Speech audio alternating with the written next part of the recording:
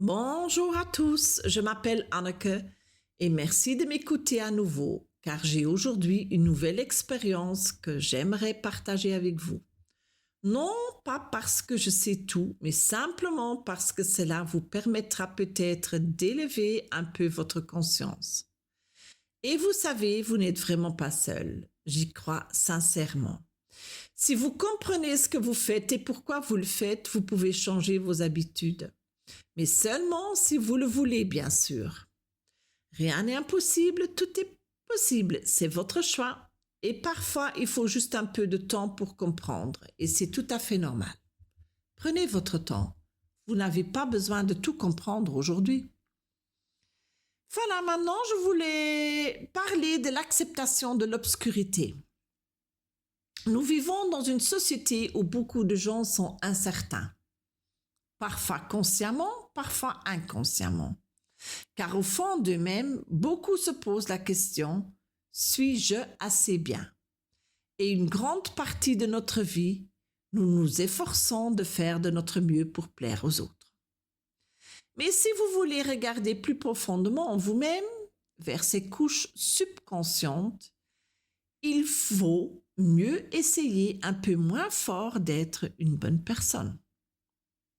Essayez plutôt d'être ouvert à tout ce que vous rencontrez en vous-même, avec une attitude d'acceptation et de réceptivité. Car vous serez sans doute confronté en chemin à des émotions refoulées, à de vieilles blessures et à toutes sortes d'aspects sombres de vous-même.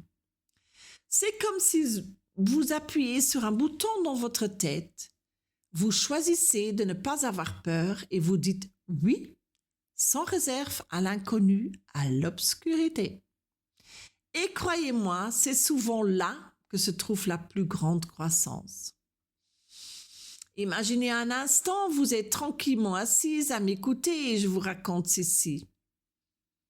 Daniel Siegel, professeur de psychiatrie à Los Angeles, dit qu'il faut en fait prendre conscience autant que possible de ce que l'on ressent et pense, en particulier des côtés sombres de soi-même.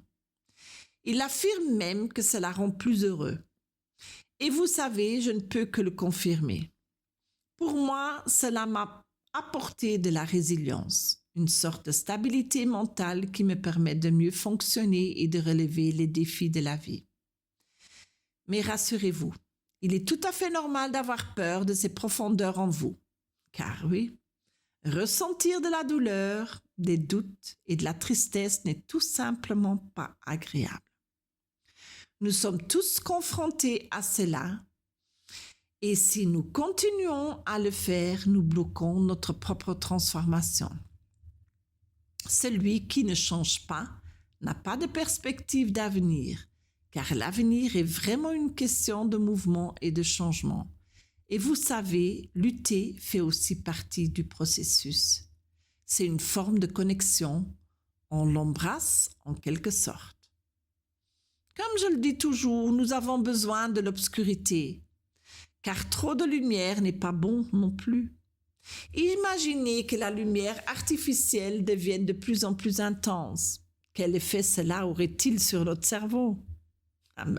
Le côté gauche de votre cerveau deviendrait de plus en plus dominante, tandis que le côté droit s'affaiblirait. Vous savez, la peur n'est en réalité qu'une illusion, une sorte de crispation qui n'est pas du tout naturelle. Il vaut mieux apprendre à ressentir tout ce qui vous dérange. Les peurs, la dépression, la colère, l'impatience, tout ce qui vous empêche de vous accepter et de vous détendre. Vous pouvez en fait le considérer comme des démons intérieurs. Et ils font tout simplement partie de vous. Nous avons bien sûr tendance à combattre nos problèmes. Et cela semble souvent être la bonne chose à faire, mais souvent nous ne sommes pas conscientes que ce que nous combattons ne fait que grandir. Car cela reçoit une attention supplémentaire. Mais que se passe-t-il si vous donniez à ces démons ce dont ils ont besoin? Ils retrouveraient alors leur forme originelle et pourrait vous aider et vous protéger. Si vous voulez transformer un tel démon en une force d'aide, vous devez vous exercer chaque jour. Et de quoi ont-ils besoin pour devenir de plus en plus petits? D'amour. Alors, donnez-leur beaucoup d'amour. Les Tibétains ont d'ailleurs un magnifique exercice pour cela, il s'appelle Shot. Vous trouvez le lien dans la description. Et ce que je fais moi-même, je me connecte à moi-même, je ressens où cela se trouve, je l'accepte et je lui donne le droit d'exister. Ensuite, je le recouvre d'un manteau d'amour véritable et inconditionnel. Et je remarque que cela devient de plus en plus petite. Et ça partit. J'utilise également l'ancienne méthode hawaïenne Ho'oponopono comme mantra. Ce qui peut aussi aider, ayez un cahier à portée de main afin de pouvoir prendre des notes après sur ce que vous avez vécu.